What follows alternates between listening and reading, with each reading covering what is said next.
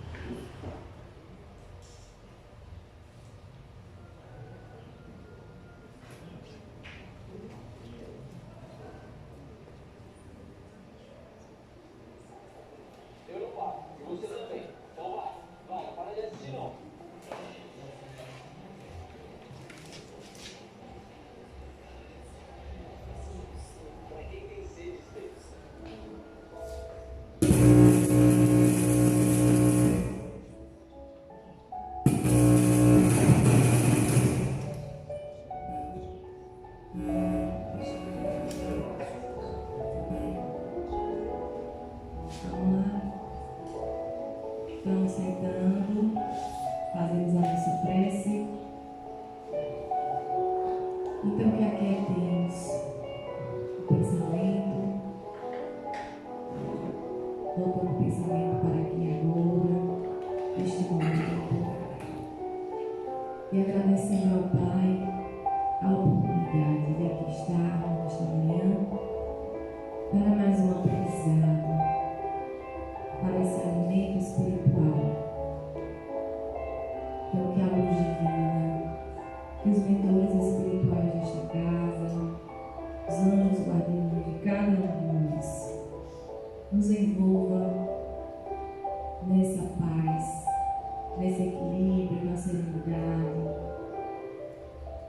possamos compreender, colocar em prática na nossa caminhada os ensinamentos do Mestre Jesus, compreender a mensagem que vai ser passada, envolvendo o nosso irmão responsável pela tarefa e a todos nós que aqui estamos, encarnados e desencarnados, os nossos irmãos que não puderam comparecer, mas na certeza de que as luzes, de que as bênçãos, de que as energias divinas nos envolvem, nos amparam, nos aquietam, que essas energias que daqui brotam, que são emanadas do Pai, que elas vão ao encontro a todos os lugares da cidade, aos lares, às famílias, e aí ela vai estendendo-se a todo o estado, país, as moradas do Pai Celestial. E é com essa gratidão, agradecendo ao Mestre Jesus, a espiritualidade amiga, iniciamos com a permissão divina, com a bênção de Deus, a nossa tarefa de hoje, com muita luz e com muita paz. Assim seja. Fizemos o nosso irmão.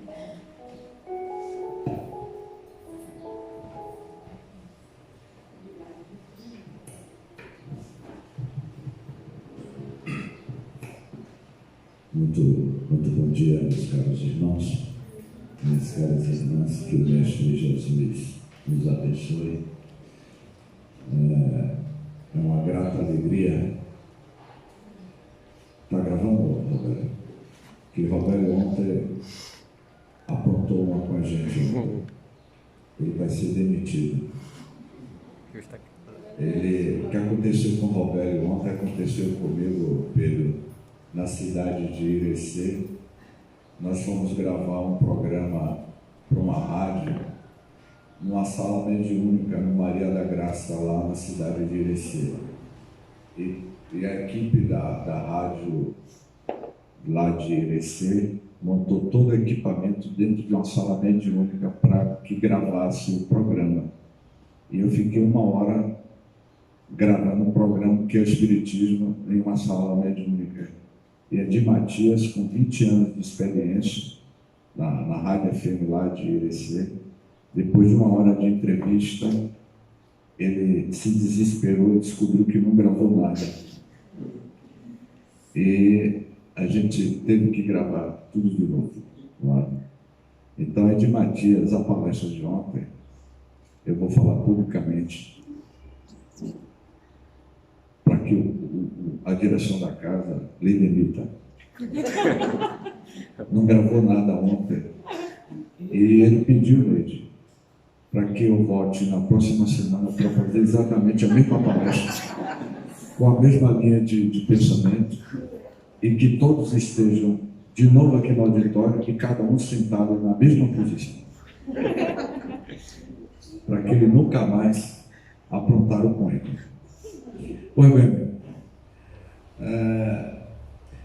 esse tema foi apresentado em 2012 aqui em Cícero Dantas, e é evidente que muitos de vocês não estavam presentes, e hoje vamos apresentar o mesmo conteúdo, mas com outra abordagem, especialmente nesta obra que eu considero, dentro da literatura espírita brasileira e que está mundial, a obra Boa Nova, psicografada por Chico Xavier, na década de 40, quando o grande cronista Humberto de Campos vai narrar os momentos mais marcantes da trajetória de Jesus no orbe terrestre e as suas relações com os seus discípulos. Em cada capítulo do livro, nós vamos aprofundando a relação que Jesus tinha com todos os seus discípulos e aonde cada um de nós, deste auditório, vamos nos encaixando no perfil psicológico de cada personagem desta obra. E logo na introdução, o próprio Humberto de Campos, quando ele desembarca para o outro lado da vida, Porque muitas das vezes eu troco a palavra desencarnação por reencarnação. Tem que apagar essa luz aqui. Reencarnação. E ele, ao chegar no mundo espiritual, ele teve uma nova experiência. Ele se surpreende e a ficha cai de Humberto de Campos, conforme acredito que cada um de nós seremos surpreendidos ao retornar à vida espiritual, porque todos os nossos padrões, todos os nossos parâmetros no entendimento do Evangelho de Jesus na Terra é um, o que a gente estuda na casa espírita. Mas ao chegar no mundo espiritual, a compreensão do Evangelho de Jesus, a profundidade da sua mensagem, a gente começa a ter uma dimensionalidade maior. Então ele diz assim: lembro-me de que um dia, palestrando com alguns amigos protestantes, notei que classificavam a Jesus como rocha dos séculos. Sorri e passei como os pretensos espíritos fortes de nossa época aí no mundo. Hoje, porém, já não posso sorrir nem passar. Sinto a rocha milenária, luminosa e sublime, que nos sustenta o coração atolado no pântano de misérias seculares. Humberto de Campos, novembro de 1940. Ou seja, ele tomou uma dimensão dessa rocha milenar que é o Evangelho de Jesus, a proposta terapêutica de Jesus. E aí ele se deu por conta, porque Humberto de Campos, ele era o Jorge Amado naquela época. Para que vocês tenham ideia de quem era Humberto de Campos de vida, Humberto de Campos Veras era o nome dele. Ele escrevia crônicas, e uma das suas vítimas, como cronista, na década de 10, no início do século 20, década de 10, década de 20, uma das suas vítimas como cronista no jornal O País daquela época foi o próprio Rui Barbosa. Rui Barbosa não gostava de Humberto de Campos, e Humberto de Campos não gostava de Rui Barbosa, porque Humberto de Campos vivia criticando na imprensa nacional do Rio de Janeiro, O País com Z ainda.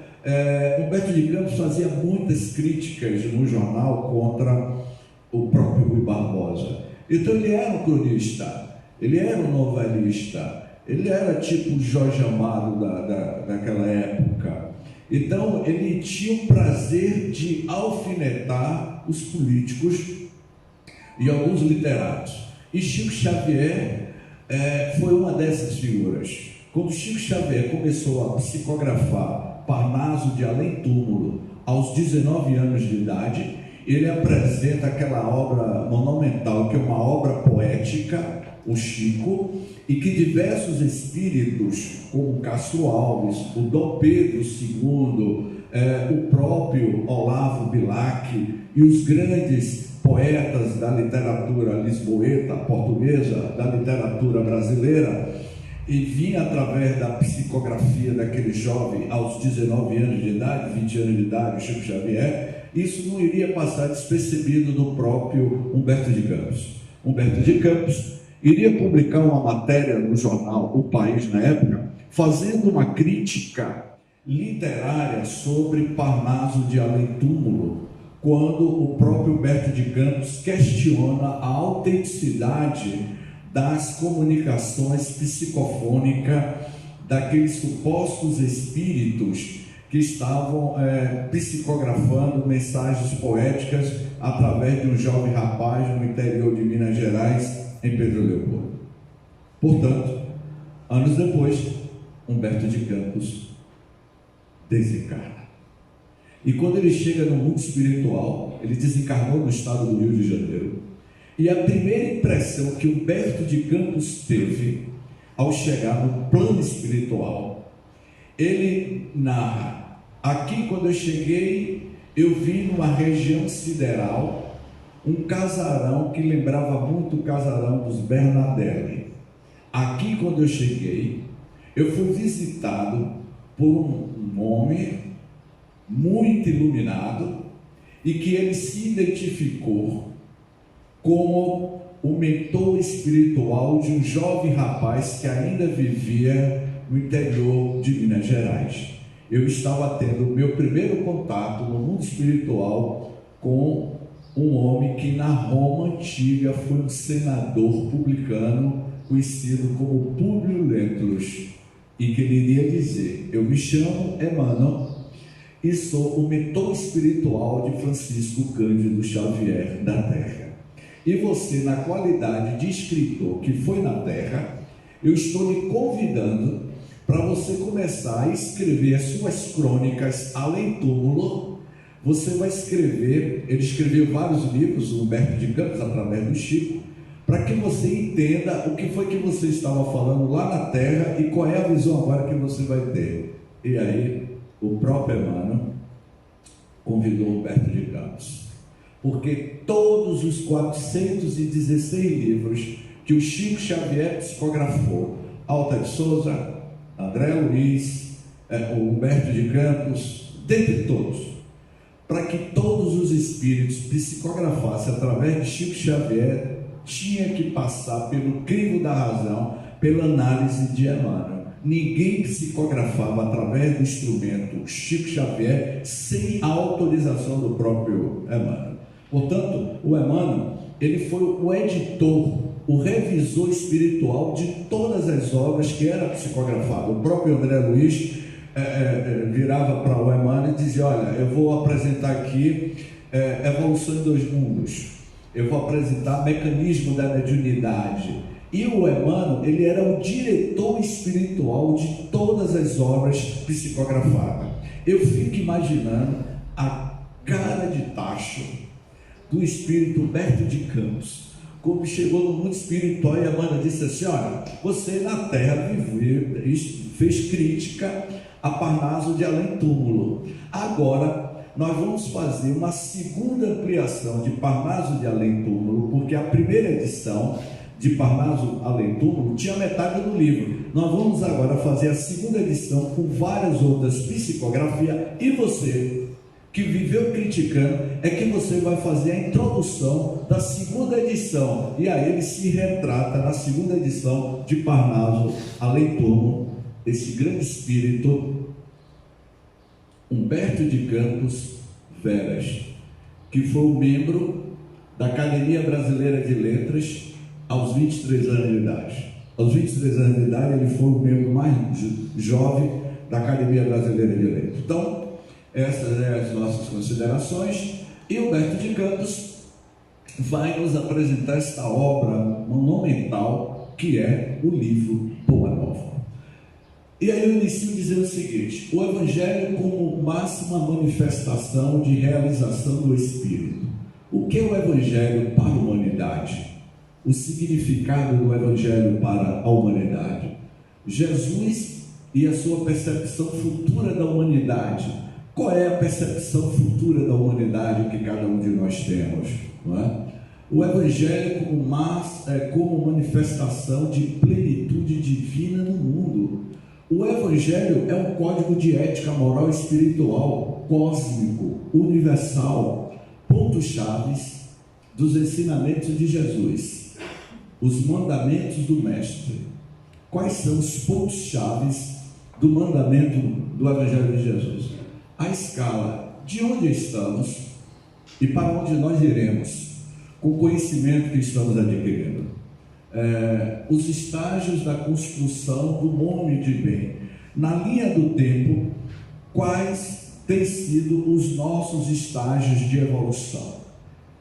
Durante a nossa estadia na Terra, estamos aprendendo com a doutrina espírita. A doutrina dos espíritos tem nos convidado à realização da nossa transformação moral e espiritual, em busca da comunidade espírita. O que vem a ser isso? De certa forma, eu estou resgatando em outra linguagem a macro-regional de 2012, que o tema foi o Evangelho, a máxima manifestação divina. Então, em busca da comunidade espírita, será que a gente está realmente assim unidos? Que não é o caso aqui dessa instituição, que todo mundo anda bem unidos. A gente tem que ter união. Sem união não há fraternidade. Algum tempo atrás eu estava realizando seminários, cujo tema do seminário era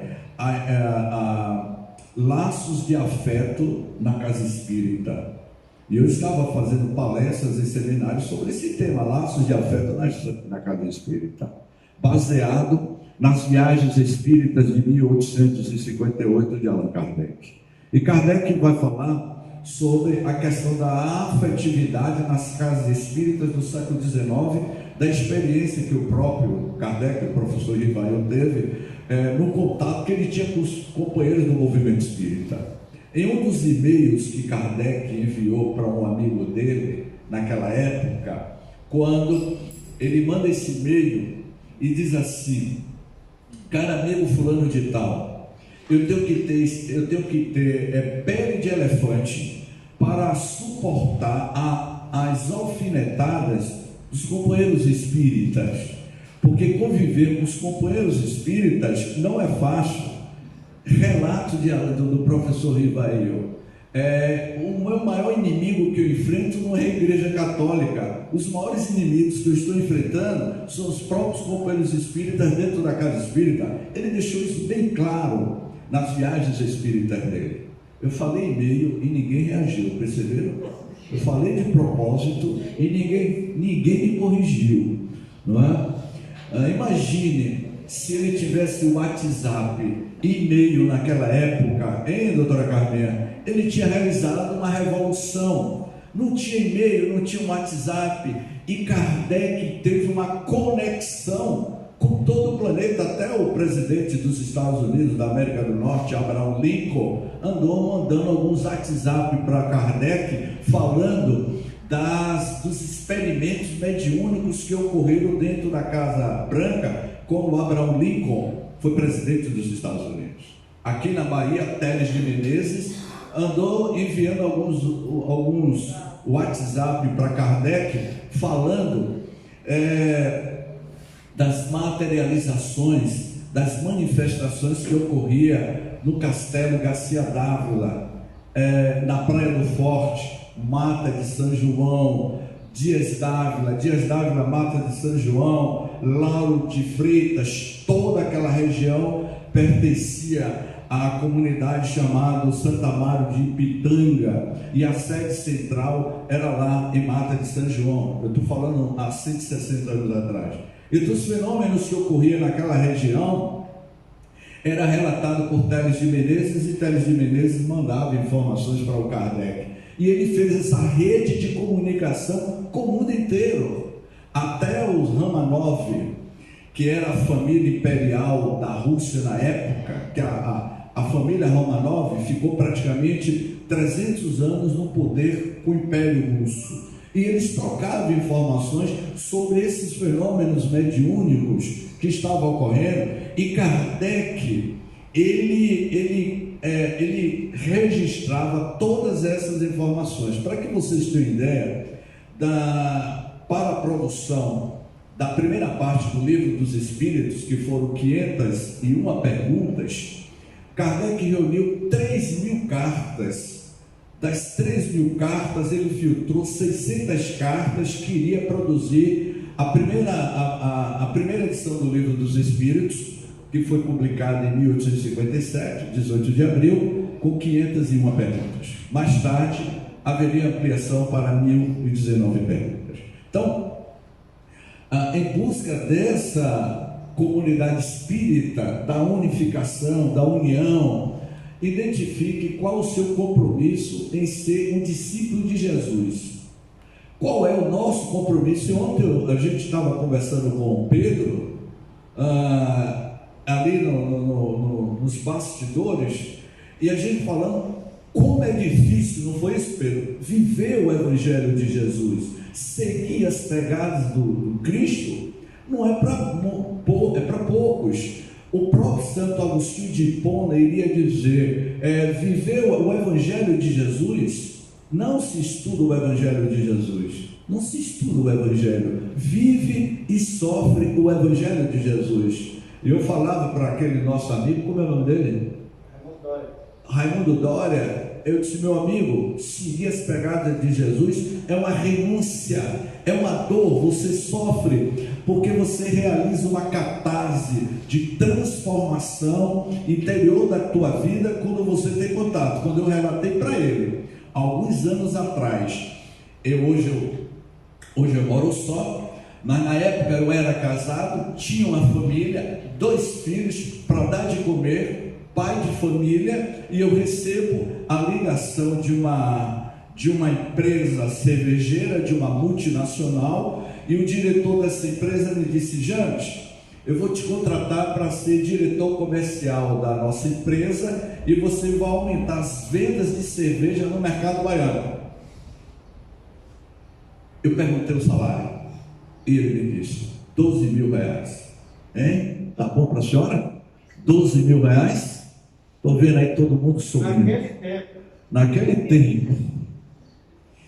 James, você vai para São Paulo, uma semana de treinamento, retorna, carro da empresa à sua disposição. Eu pedi: repita de novo o salário, 12 mil reais. Doutora Carminha, eu não pensei 2 vezes. Eu disse assim: eu vou pensar. James, tem que ser agora. E eu disse para ele: infelizmente, eu não tenho condições de assumir esse emprego. Por quê? Porque eu não bebo. Não faço apologia da bebida alcoólica. Quando eu cheguei em casa, a minha filha disse: e aí, meu pai? Não aceitei. E ela respondeu: se você tivesse aceitado, eu não ia reconhecer o pai que eu tenho. Imagine se Leite me convidasse para um seminário sobre os problemas do alcoolismo aqui em Cícero Dantas. E aí eu vim com o carro da empresa e paro com o carro da empresa cervejeira na porta, onde eu vou falar sobre o problema do alcoolismo. E aí alguém ia dizer: James, que paradoxo é esse? Não encaixa.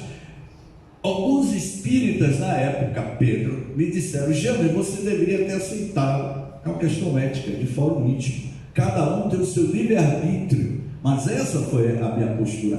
Esse é o preço que você paga por se tornar candidato aos postulados da doutrina espírita. Ou você vive o Evangelho ou não vive. Porque ninguém aqui neste auditório está brincando de fazer espiritismo, como muito bem colocava o doutor Ildefonso do Espírito Santo, que desencarnou recentemente. Ildefonso dizia: James, espiritismo é coisa séria, as pessoas estão brincando de fazer espiritismo. Doutor Ildefonso falava muito isso. Então, viver o Evangelho, como muito bem colocou Humberto de Campos, que é um convite, é um mandato. O que devemos fazer com esse convite que Jesus está nos convidando, o mandato que cabe a cada um de nós em exercermos aquilo que é o diamante precioso do Evangelho de Jesus. As nossas dificuldades, ser espírita, realizar a sua revolução do amor, como eu falei ontem à noite, traz as nossas dificuldades, as recompensas, as mesmas recompensas que o apóstolo Paulo teve, que Maria de Magdala teve, que foi criticada, a vendedora de ilusão. Maria Magdala, depois de 30 anos peregrinando no Vale dos Suicidas, ela retorna ao mundo espiritual e recebe a recompensa que o próprio Cristo o recebeu, e o Jesus iria dizer: olha, você vai reencarnar de novo, Madalena. E Madalena reencarna em 1540 na Espanha e se torna aquela grande santa mística, Teresa d'Ávila. Teresa d'Ávila é a reencarnação de Maria de Magdala, a ex-prostituta. Essa é a recompensa de todos aqueles que seguem as pegadas do Cristo. Esse livro é um livro protestante. É o único livro protestante que eu indico a todos os espíritas. Pode anotar esse livro. Que todos os trabalhadores espíritas que se prezem deveriam ler esse livro protestante. Eu não botei aqui o nome do autor, mas é o reverendo pastor Henry Sheldon. Em seus passos, o que faria Jesus? Esse livro é fantástico. Esse livro é vendido lá na Federação Espírita, porque na época eu pedi a Luciano que a gente vendesse esse livro. É um livro que é um best-seller mundial. Esse livro já vendeu mais de 70 milhões de livros ao longo dos últimos 80 anos. Eu não vou falar do livro, é um livro barato, mas é um livro que eu indico a todos os pastores, a todos os evangélicos, a todos os bispos das igrejas evangélicas e a todos os presidentes de centros espíritas, o conteúdo desta obra. Eu não vou entrar em detalhes porque eu não vim aqui falar sobre ele. 1864, 155 anos. Eu estou atualizando aqui do Evangelho. O que Jesus faria em meu lugar? Em seus passos, o que faria Jesus? Se Jesus estivesse no meu lugar, diante de uma dificuldade que eu estou passando, o que eu faria? Essa é a pergunta-chave para a introdução do nosso seminário. Se eu estivesse passando por certas dificuldades, se eu fosse diretor de um jornal, se Jesus fosse diretor de um jornal, o que Jesus iria deixar publicar nesse jornal? Se Jesus fosse prefeito de Cícero Dantas, o que Jesus faria? E se Jesus tivesse na direção do governo de um país, o que ele faria? Com todo o conhecimento, com toda a vivência do amor que ele tinha, ele seria ético? Essa é a nossa pergunta. E se Jesus estivesse em meu lugar, o que faria? Na coisa mais simples, porque constantemente Jesus está batendo as nossas portas através de uma pessoa necessitada. E como é que a gente recebe essa pessoa necessitada? É exatamente isso que o livro fala. Em seus passos, o que faria Jesus? É uma história fascinante, vale a pena comprar esse livro. Jesus, o precursor. Aqui começa o primeiro capítulo do livro, e que é aquele momento que Isabel e Maria travam um diálogo, preocupadas com o garoto Jesus. Jesus estava com 13 anos de idade, João Batista estava com 14, 15 anos de idade, porque João Batista era mais velho do que Jesus, se eu não me engano, 2 anos. E aí, ela vai dizer assim: após a famosa apresentação de Jesus aos doutores do templo de Jerusalém, Maria recebeu a visita de Isabel e de seu filho em sua casinha pobre de Nazaré. O que me espanta, dizia Isabel, que era a prima de Maria, com caricioso sorriso, é o temperamento de João Batista, dado às mais fundas meditações, apesar da sua pouca idade. Não raro procuro inutilmente em casa para encontrá-lo quase sempre entre as figueiras bravas ou caminhando ao longo das estradas, como se a pequena fronte estivesse dominada por graves pensamentos. Ou seja, o garoto João Batista, ele já estava introspectivo, projetando o futuro, porque ele e Jesus, primos, contemporâneos, eles dois seriam os divisores de água do futuro da humanidade, quando Jesus iria apresentar o seu código de ética moral. E na realidade, o projeto da construção do Evangelho de Jesus na Terra começou há milênios antes do próprio Cristo vir à Terra. E quando ele esteve entre nós, ainda adolescente e garoto, eles dois já estavam projetando como seria a arquitetura, a formatura do Evangelho de Jesus na consciência e no coração das pessoas. Então, O projeto do Evangelho começou quando eles eram ainda garotos. Diz assim: essas crianças, ao meu ver, respondeu-lhe Maria, mãe de Jesus, intensificando o brilho suave de seus olhos, trazem para a humanidade a luz divina de um caminho novo. Ou seja, a mãe Maria de Nazaré já tinha uma percepção de que aquele garoto era um garoto prodígio, era um garoto que tinha uma inteligência acima dos demais. Tanto João Batista como Jesus tinham uma inteligência suprema, aquilo que a gente chama hoje de crianças superdotadas, ou crianças das estrelas, ou crianças índigo, ou crianças cristais, como estão comentando. E Jesus, o menino Jesus, estava acima disso, porque ele é o governador espiritual. Então, na qualidade de governador espiritual, ainda na idade que ele tinha garoto, ele tinha uma percepção de futuro bem clara. Ele sabia para onde ele estava indo, ele sabia como iria conduzir toda a humanidade. Então, nesse momento,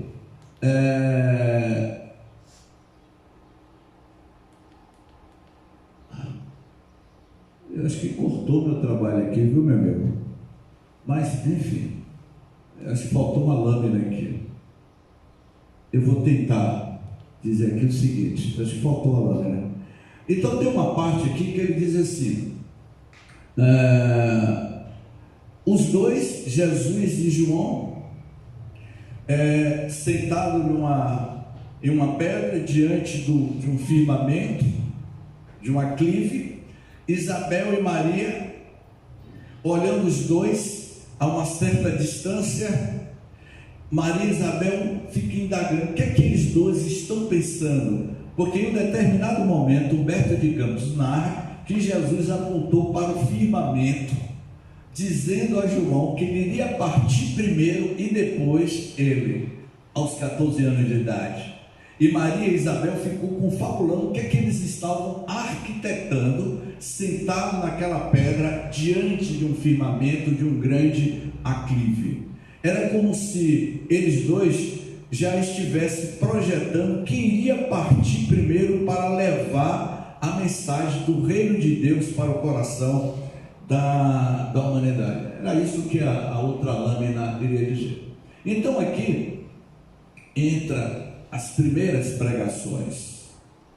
Essas primeiras pregações, eu sempre coloquei uma imagem que esteja associada ao texto. Aqui é Jesus dialogando com Anã.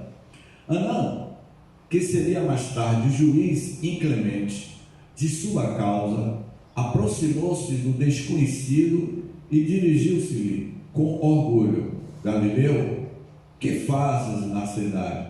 Perguntou Anã, aquele que mais tarde iria te condenar. Galileu, que fazes na cidade? Olha a resposta de Jesus: passo por Jerusalém buscando a fundação do reino de Deus. Tornou sacerdote com acentuada ironia. E que pensas tu venha a ser isso? Ele não entendeu. Imagine se chega um rabino aqui em Cícero Dantas e diz assim: Ineide, quem é presidente aqui da instituição? Ou é um colegiado aqui? Armando, que é o presidente. É um colegiado aqui ou é uma? É o presidente. Aí vamos dizer que Armando é o sacerdote aqui em Cícero Dantas. Passo por Jerusalém buscando a fundação do reino de Deus.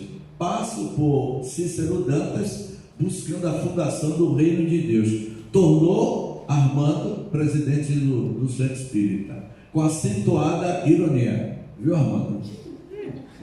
E Armando diz: e que pensas tu venha a ser a isso? Ele iria fazer esse registro. Isso aconteceu há 2000 anos atrás, mas ainda acontece com os espíritas. Você não tem ideia de quantas alfinetadas eu já recebi na minha vida pelo simples fato de dizer que eu sou espírita. Já me chamaram filho de Satanás, filho do capeta, e por aí vai. Eu viajei na época que eu não tinha condições, ainda não tenho condições, mas quando eu era jovem, que eu viajava para Fortaleza de ônibus, 26 horas viajando naquela empresa Itapemirim, retornando de Fortaleza para Salvador, eu sempre levava um livro na mão. Eu estava lendo o livro dos Espíritos dentro do ônibus. Quando chega na cidade de Icó, no meio da estrada, me entra uma jovem evangélica. Ela não precisou mostrar carteira de identidade que ela era evangélica, mas pelo biotipo dela, pela roupa que ela estava utilizando, pelo cabelo preso que ela estava utilizando, dá para você perceber que era uma jovem evangélica. E essa jovem evangélica sentou do lado de quem? De Jones Ney, dentro do ônibus. E ela tinha que ir de Icó, que é no interior do Ceará, até Salvador. E aí estava tudo bem. Ela sentou, deu bom dia, olhou para mim e sorriu. Estava tudo bem. Quando eu saquei da minha mochila o livro dos Espíritos, e que eu comecei a folhear, que ela viu a capa, ela fez Eu olhei para ela, não disse nada, e ela virou: você já aceitou Jesus na sua vida? Aí eu fechei a capa do livro e fiquei mostrando a ela: claro que eu já aceitei. E ela achou que eu era Satanás, o demônio, viajando dentro do ônibus. Ela viajou até Salvador de costas, porque ela não queria sentir o cheiro de enxofre e tampouco olhar para a cara de Satanás. Eu já passei por isso. Esse é o preço que você paga. Então, o que Anã fez foi ser irônico. E Jesus responde: esse reino é obra divina no coração dos homens. Esclareceu Jesus com grande serenidade. E Anã não entendeu. O que Jesus veio trazer para a terra era exatamente, e é exatamente, implantar o reino divino no coração e na consciência de cada um de nós. Vejamos bem. Simão e André, filho de Jonas, veio da parte de Deus e vos convida a trabalhar pela instituição de seu reino na terra. André lembrou-se de já o ter visto nas cercanias de Betsaida e do que lhe haviam dito a seu respeito, enquanto que Simão, embora agradavelmente surpreendido, o contemplava nela. Esse foi o momento onde Simão e André, que era filho de Jonas, não é? Foi convidado a trabalhar nesse grande projeto divino que era o Evangelho de Jesus. Vejamos bem. Que fazes tu, Levi? Perguntou Jesus. Interpelado, fixou com surpresa, mas seduzido pelo suave magnetismo de se olhar, respondeu sem demora: recolho os impostos do povo devidos a Herodes. Essa foi a resposta que Levi deu a Jesus. Olha o que Jesus respondeu: queres vir comigo para recolher os bens do céu? Perguntou-lhe Jesus com firmeza e doçura, porque Jesus, ele tinha a autoridade moral de falar, porque ele tocava no coração, na alma das pessoas. Levi, quem seria mais tarde o apóstolo Mateus, sem quem pudesse definir as santas emoções que lhe dominaram a alma, atendeu como ouvido: Senhor, estou pronto. Levi, que era o colhedor de impostos, ele seria mais ou menos o que é a Secretaria da Fazenda hoje. A Secretaria da Fazenda, não tem um diretor da Secretaria da Fazenda? Tem alguém aqui que é da Secretaria da Fazenda? Eu vou até beber água, porque eu vou falar sobre o que aconteceu com o secretário da Fazenda. Tem alguém aqui da Secretaria da Fazenda? Eu não vou pedir dinheiro emprestado não, por favor. Você é da Secretaria da Fazenda, né, Neide? É, Neide, não? Você tem cara do que é da Secretaria da Fazenda. Em 2016, eu fui convidado para fazer uma palestra no auditório da Secretaria da Fazenda em Salvador. 20 minutos um espírita iria falar e mais 20 minutos um padre iria falar. O auditório lotado com os funcionários da Secretaria da Fazenda, os fiscais da Secretaria da Fazenda, estava todo mundo no auditório. Era final de ano de 2016 e a mensagem para os funcionários da Secretaria era sobre o espírito do Natal. E quem iria coordenar a reunião, quem seria o secretário da Fazenda, que eu não conhecia na época. Ele ficou entre o espírita e o padre, e o secretário perguntou qual dos dois vai começar primeiro. O jovem padre se arvorou e disse, eu. E eu deixei o padre falar. Ele falou 20 minutos, deu a sua mensagem de Natal à luz da Igreja Católica, e o secretário, que por uma questão ética eu não vou dizer o nome desse secretário, ele virou, e agora vamos passar para o senhor James Ney. Na hora, quando eu levantei, eu não sei o que foi que aconteceu, Pedro. Não tem aquela questão 459 do Livro dos Espíritos? Os Espíritos influenciam nossas vidas bem mais do que vocês imaginam. De ordinário, são eles que vos conduzem os vossos pensamentos, não é isso? Na hora, quando eu levantei, me veio inspiração, Pedro. Me veio inspiração para contar a história do coletor de impostos que estava em cima de um sicômoro, que era conhecido como era o nome dele? Zaqueu. E aí eu disse, Zaqueu naquela época era secretário da Fazenda e o homem sentado do meu lado, Carminha. Eu comecei a dizer que Zaqueu era secretário da Fazenda da Galileia e da Palestina, que ele vivia recolhendo impostos e que o povo odiava o secretário da Fazenda daquela época, e o secretário sentado do meu lado. E eu contei a história de Zaqueu. E contei a história de Zaqueu quando Zaqueu hospeda Jesus na tua residência. Há uma catarse. O que vem a ser essa catarse? Há uma transformação radical na vida de Zaqueu. Ao encontro com o ser de luz, ele se desprende de todos os bens materiais, não é?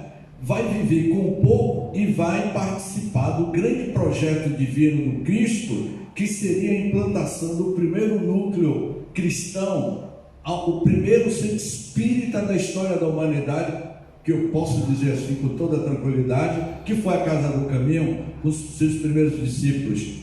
E ele se desprendeu de tudo, porque Zaqueu era odiado, porque ele era que recolheu os impostos. Portanto, se a gente deseja entrar no reino de Deus de coração lavado, a gente não pode ficar centrado nos bens do mundo de César. E o secretário da Fazenda olhando para minha cara, e eu dizendo que Zaqueu era o secretário da Fazenda da Roma Antiga.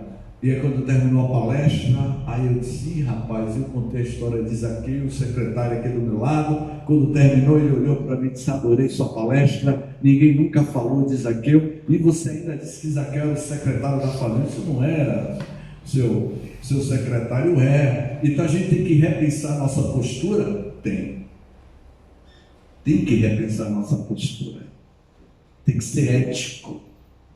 A minha salvação, que ele não pegou meu CPF para investigar a minha vida, esse secretário, ele é afilhado do meu grande amigo Arquibaldo Pititinga. Era aquele secretário, a senhora conheceu ele? Pititinga era secretário da Fazenda. Eu já tinha ouvido falar de vocês, graças a Deus. Então o senhor entendeu a mensagem. Isso é importante. Por quê? Porque ele dizia aqui, eu vou passar mais adiante, em seguida, um numeroso grupo se dirigiu para a casa de Simão Pedro, que oferecera ao Messias acolhida sincera em sua residência humilde, onde o Cristo fez a primeira exposição de sua consoladora doutrina, esclarecendo que a adesão desejada era a do coração sincero e puro, para sempre, às claridades do seu reino. Iniciou-se naquele instante a eterna união dos companheiros inseparáveis, dos inseparados companheiros. Ali Jesus estava nessa primeira reunião na casa de Simão Pedro. Era lá que a grande célula do Evangelho estava florescendo e ele arquitetando, planejando com os futuros discípulos o grande projeto divino que estava se instalando sobre o orbe da terra, sobre o coração das pessoas. A família de Zebedeu, não existe, eu sei que aqui em Cícero Dantas não existe aquela questão de dar um jeitinho brasileiro. Não existe isso aqui, de dar um jeitinho brasileiro. De quem indicou, quem indicou, aqui não existe isso, não é verdade? Mas naquela época, Pedro, a família de Zebedeu estava querendo dar, eu acho que a família de Zebedeu, acho que esteve aqui no Brasil, querendo aprender aquele jeitinho brasileiro. Olha o que aconteceu. E hoje no capítulo 7. Vejamos bem o que aconteceu aqui, Pedro. Isso aí. Aqui. A família de Zebedeu. Quem era a família de Zebedeu? Vejamos bem.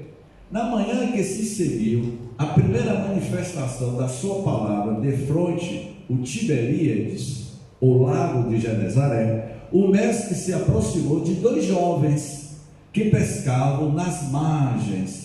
Os convocou para o seu apostolado. Quem eram eles? Eram os filhos de Zebedeu, né? Filhos de Zebedeu. Disse bondoso: deseja participar das alegrias da Boa Nova? Perguntou Jesus, em relação aos dois jovens que eram filhos de Zebedeu.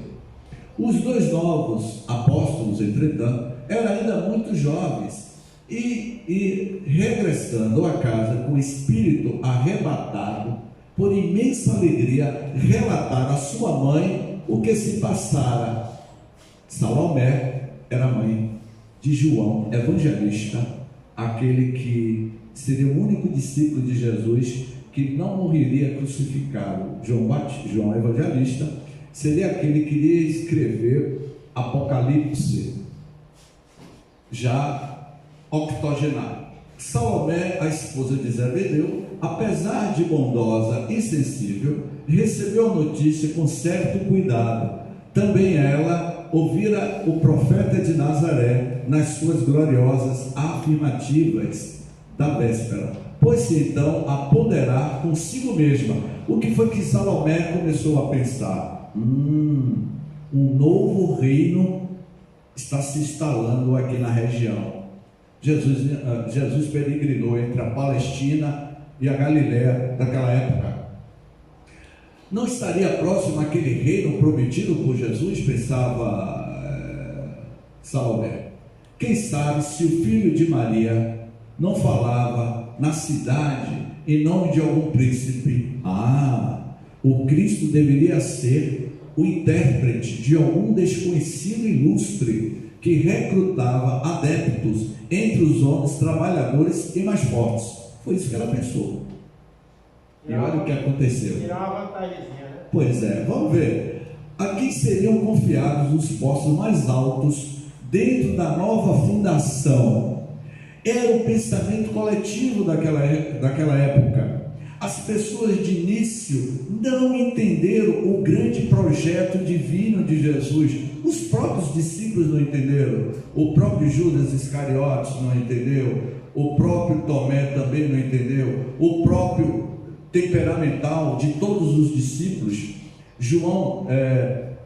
Simão Pedro, ele era o mais temperamental. Ele era realmente complicado, ele era problemático. A realidade era isso. Ele era problemático. Os discípulos eram problemáticos. Não imagine que Jesus transitou de forma agradável entre eles. Eles eram problemáticos, tinham os seus problemas, tinham os seus conflitos emocionais, tinha as suas crises de identidade, mas Jesus, de certa forma, conhecia a problemática de cada um deles, e o que é que Jesus fazia? Ajudava para que eles elevassem o seu padrão energético e espiritual, para que eles entendessem, né? E aí o que ocorre?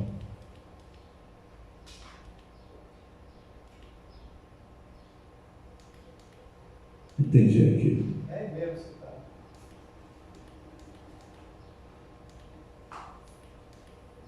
O povo há muito falado em revolução contra os romanos, e os comentadores, mas indescritos, anteviam a queda próxima dos antigos. O novo reinado estava próximo e alucinada pelos sonhos maternais. Salomé procurou o Messias no círculo dos seus primeiros discípulos. Eu gostaria de frisar aqui, que não está na Bíblia, no Novo Testamento, a guerra dos judeus. Flávio Joséfos, que foi um historiador na época, ele descreve que aquele período que Jesus esteve conosco, estava tendo a revolução dos judeus. Havia uma grande revolução, uma questão de partidarismo. É mais ou menos o que está acontecendo hoje no planeta Terra. Então, aí o que ocorre?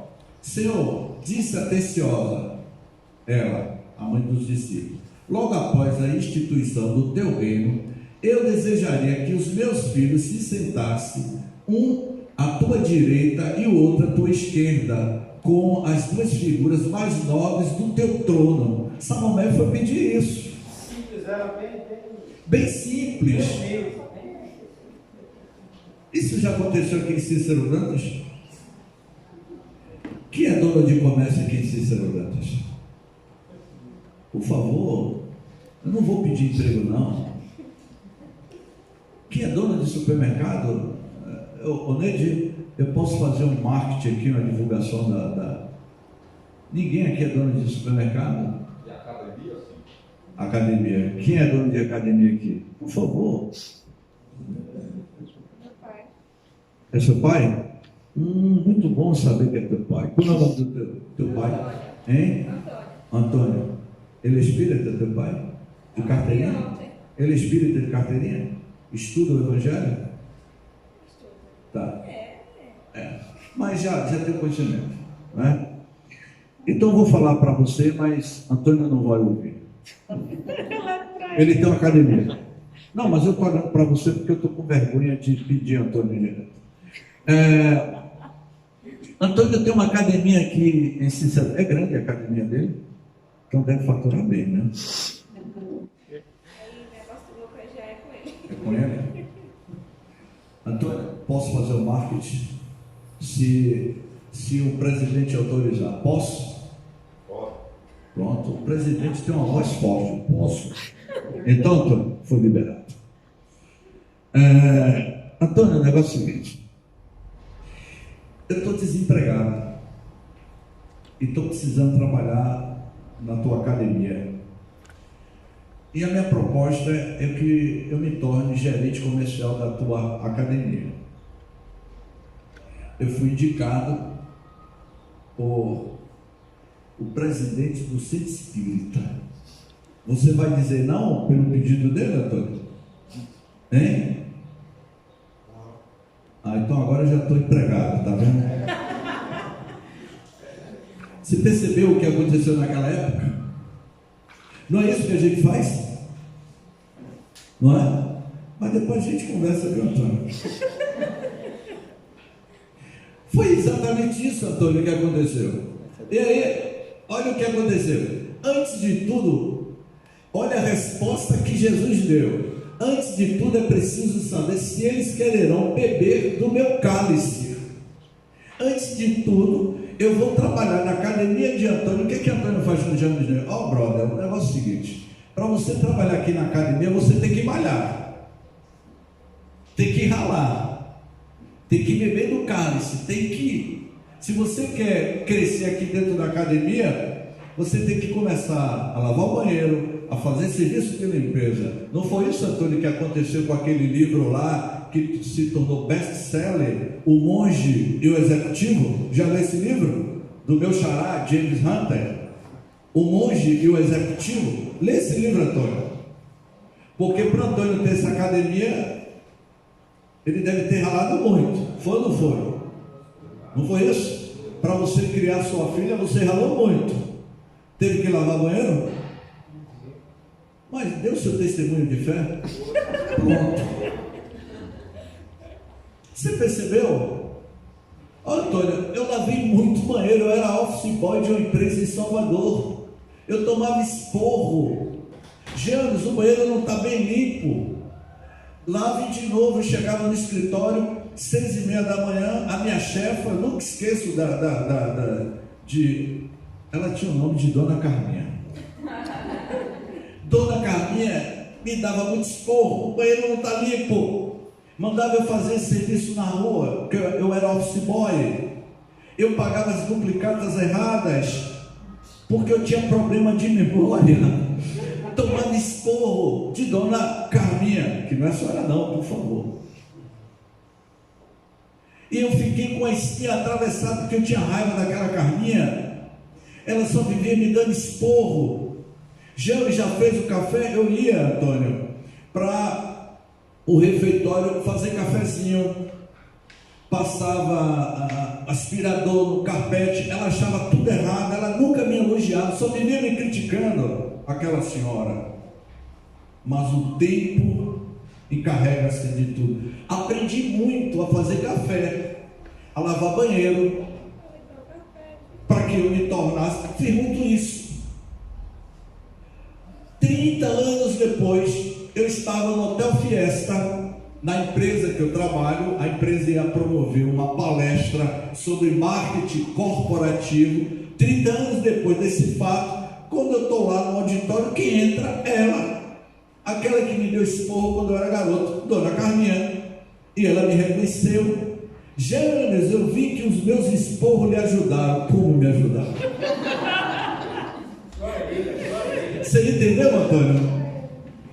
Esporro, tomar esporro de patrão é uma maravilha, porque ele faz com que você avance.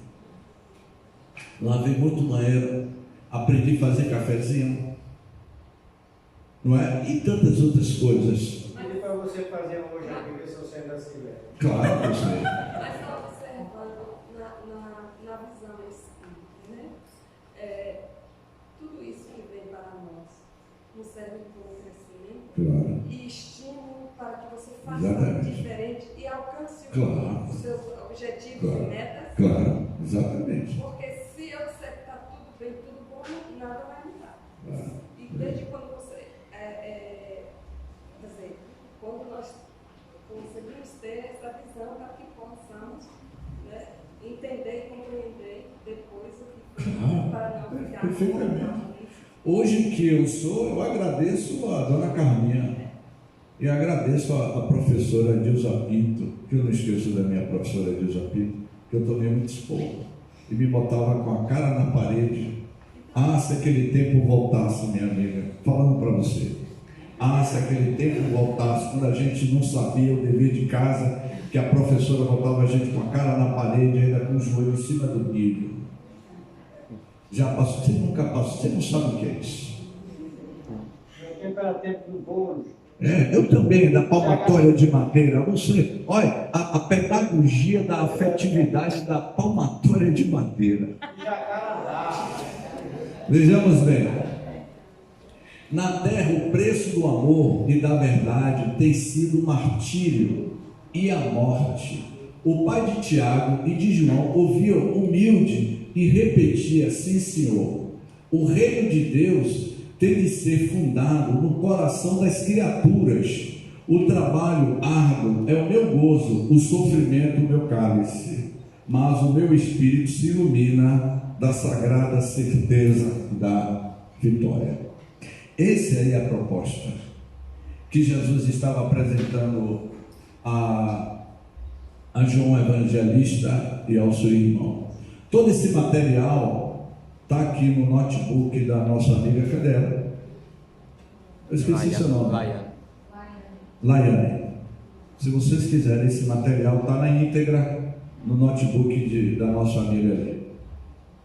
Então, a paz da consciência pura e a resignação suprema, a vontade de meu Pai são do meu reino, mas os homens costumam falar de uma paz que é ociosidade de espírito e de uma resignação que é vício do sentimento. Isso aqui é história para Jung. A gente vive naquela nossa zona de conforto e a gente vive num vício da ociosidade. E ele vai dizer que a paz da consciência pura é a resignação suprema, a vontade de meu Pai. E muitas das vezes nós não realizamos a vontade de meu Pai, como eu falei ontem, que está em nós. A gente vive brincando de espiritismo, fazendo de conta de que está vivenciando o Evangelho de Jesus. Viver o Evangelho de Jesus é para poucos, mas nós estamos nos esforçando para nos tornarmos melhores. Trago comigo as armas para que o homem combata os inimigos que lhe subjugam o coração, e não descansarei enquanto não tocarmos o porto da vitória. Eis porque o meu cálice agora tem de transbordar de fel, que são os esforços ingentes que a obra reclama. Por que a gente reclama quando é convidado a trabalhar nessa casa espírita? A gente percebe que Humberto de Campos está dizendo aqui: as dificuldades, transborda de fel, os esforços ingentes que a obra reclama. Que obra é essa? A implantação do Evangelho no coração nosso, a revolução, como eu falei ontem à noite, a grande revolução do amor no coração e na consciência de cada um de nós. O maior inimigo não é o que está fora, o maior inimigo é o que se encontra em você mesmo. Esse é o seu grande desafio. E alguns amigos não entendem isso. Alguns amigos espíritas, não é isso, Pedro? Não conseguem entender. Porque o padrão é outro. Ainda está num padrão de sono, de consciência de sono profundo. O que vem a ser uma consciência de sono profundo? São pessoas que ainda não conseguem conceber, não é isso, Pedro? A revolução que o Evangelho te convida. Aí não entende a renúncia de Pedro, não entende a renúncia de alguns companheiros. Para ele é outro padrão. Então você não pode exigir do outro aquilo que o outro ainda não pode dar. Cada um dá o que o coração tem. Como é que eu vou pedir ao outro se ele ainda não está no padrão de compreender? A gente tem que tem que compreender e aceitar o nível de maturidade psicológica daquela pessoa. E foi isso que aconteceu hoje de manhã lá no hotel, quando aquela senhora me atendeu para colocar o café. Eu percebi que a cara dela era de uma pessoa amargurada. Eu vi que ela estava sofrida. Ela não precisou dizer nada, mas eu percebi que ela era uma pessoa muito sofrida. E ela me contou as histórias da vida dela, que eu não vou dizer aqui, não vou dizer o nome da pessoa, mas ela me contou algumas coisas que me tocou. Eu disse: mas a senhora viajou de Cícero Dantas até São Paulo, nessa sprint aí clandestina, passando por todas essas circunstâncias. As pernas da senhora inchou. A senhora ficou com as pernas inchadas, a senhora teve náusea, a senhora ficou com dor de cabeça, a senhora ficou com taquicardia. Eu disse tudo isso a ela. Ela olhou para mim: o senhor é médico? O senhor lê a mente? Eu disse: não. Mas como é que o senhor sabe que eu tive tudo isso? Pela sua idade. E dentro de um carro desse até São Paulo, a senhora desenvolveu quase um edema pulmonar. E quase foi isso mesmo que aconteceu. Aí eu falei algumas coisas para ela. O que eu estou querendo dizer? Como as pessoas são sofridas, e que o padrão dessa pessoa está em outro. Ela não consegue entender aquilo que você já tem uma melhor compreensão. É como se fosse assim: imagine que isso aqui é um prédio de 10 andares. Quem está no primeiro andar só tem uma visão da estrada do seu primeiro andar. Quem está no segundo andar vai ter uma visão mais ampliada de quem está no primeiro andar. Mas se você está no último andar, você vai ter uma visão muito mais ampliada e vai ter uma compreensão da estrada da vida. Assim é a nossa percepção quando Jesus nos convida com esse texto a ampliar a nossa percepção de espiritualidade quando você vivencia o Evangelho. Vivenciar o Evangelho, você amplia o seu estado de consciência espiritual, que foi um dos temas do Congresso Espírita de alguns anos atrás e de algumas marcas regionais de anos atrás. Despertando a consciência de espiritualidade. É ampliar sua percepção extrasensorial do que você é diante desse contexto da vida existencial. Então, vai ter intervalo, não vai? O intervalo é 2 minutos, não é isso? Só dá para chegar. Só está saindo da porta. Né? Os verdadeiros discípulos das verdades do céu, esses não aprovam o erro. Olha o que ele diz aqui: nem exterminam os que os sustentam, trabalham pelo bem porque sabem que Deus também está trabalhando. O Pai não tolera o mal e o combate por muito amar a seus filhos. Vê, pois, Zebedeu, que o nosso reino é de trabalho perseverante pelo bem real da humanidade inteira. Essa foi a resposta que ele deu a Zebedeu ao pai de João Evangelista e Tiago. Então, ele vai dizer aqui: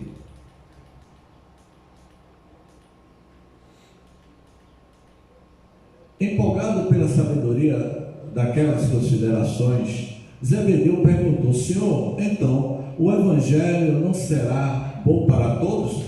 Ele fez essa pergunta.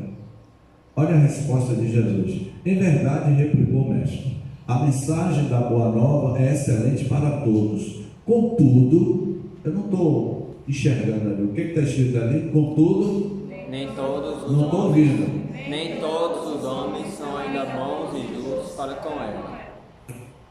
Depois de 2000 anos, o que você acha disso aqui?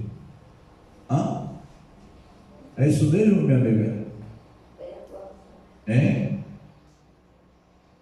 Bem atualizado. Nós não somos justos com a proposta do Evangelho. É por isso que o Evangelho traz consigo o fermento da renovação. E é ainda por isso que deixarei o júbilo e a energia com as melhores armas aos meus discípulos. A palavra armas, que está no livro Boa Nova. A arma do amor é a única revolução, não é isso, Pedro, que se deve existir? É a revolução do amor e não o armamento de um país. Por favor.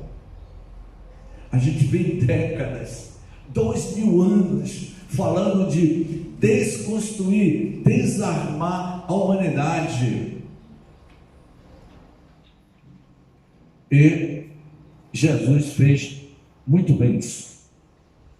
Estamos vivendo momentos críticos de uma grande revolução na consciência de cada um de nós. Eu sempre tenho dito que esta é uma encarnação decisiva, viu, meu amigo Antônio? Eu estou fazendo amizade com o Antônio, que depois...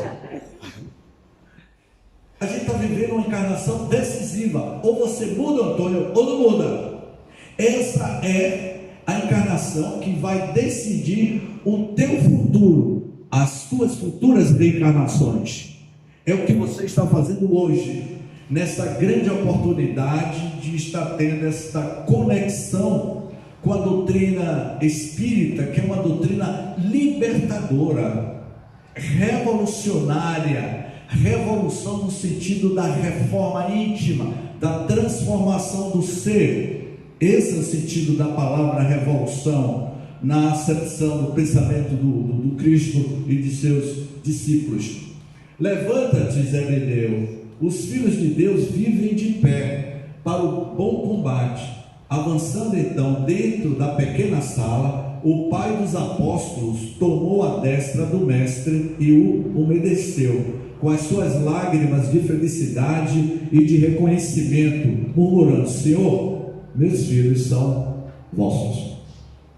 Entrega total. Entrega total. James, de onde veio essas informações? Aonde Humberto de Campos colheu essas informações? Do mundo espiritual. O mundo espiritual tem uma biblioteca. Tudo que vem ocorrendo nos últimos, desde a formação do nosso orbe terrestre, que se foi condensando pela nebulosa, tudo está registrado nos arquivos arcaicos, etéricos do cosmos, do universo, e esses espíritos se conectam com essas informações e nos traz. Porque o Humberto de Campos não viveu no tempo de Jesus, mas a Amélia Rodrigues viveu. A própria Amélia Rodrigues, ela viveu no tempo de Jesus. Então são dois livros que eu indico: Boa Nova e Primícias do Reino, de Amélia Rodrigues, pelo Espírito, pelo médium de Valdo Franco. A pergunta-chave é: Jesus era totalmente comprometido com sua causa e nós somos? Eu vou ficar, pena que eu vou ter que viajar 2 horas, mas eu ficaria a tarde toda aqui aguardando. Quanta luz neste ambiente descendo sobre nós. Uma já se candidatou: acho que não sou. Você, minha jovem? Vai ser o não. Você não é comprometido. Armando, se você dissesse que não era comprometido, a gente ia exorcizar teu espírito, como presidente de um centro espírita, dizer que não é comprometido. Você, Pedro? Comprometidíssimo. Doutora Carminha? Doutora Carminha foi que me ensinou a ser comprometido.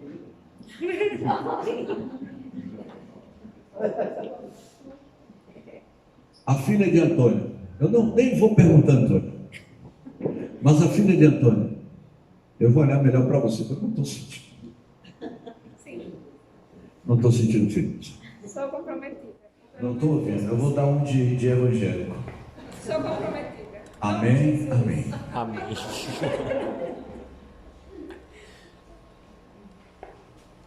Alguém aqui é mais comprometido? Ou é espírita de verniz, como disse Deolinda Amorim? Como costuma acontecer com os líderes, seus seguidores queriam todos se sentar perto dele na ceia, mas nenhum queria ajudá-lo a limpar o chão. Entendeu agora, Antônio, aonde eu estou querendo chegar? Você tem funcionário, não tem? Os funcionários lá ficam criticando Antônio, mas não sabem que ele começou lavando o chão. Os funcionários do Habib's, você vai em algum Habib comer as esfirra Habib's, tem funcionários que ficam criticando o patrão, o fundador do Habib's, mas não sabem que Marcelo, o fundador da Habib's, ele era estudante de faculdade de medicina e ele ralou muito. Ele tomou muito esporro. O Habib's começou em uma cantina, em uma lanchonete na USP em São Paulo, porque a mãe dele fazia umas esfirras para o fundador do Habib's vender, e ele dizia: foi minha mãe que me ajudou muito. Eu não estou ganhando propaganda com isso, mas eu conheço a história de tia Sônia, a granola tia Sônia. Começou assim, e ninguém sabe a relação, é isso que a pessoa passa para ser o que ele é hoje, para valorizar. Então, se você quer ser grande no reino de Deus, você tem que ser humilde na terra. E ele foi bem claro quando ele lavou os pés dos discípulos, e eles disseram: mestre, tu és mestre, e como mestre não pode lavar os pés dos discípulos.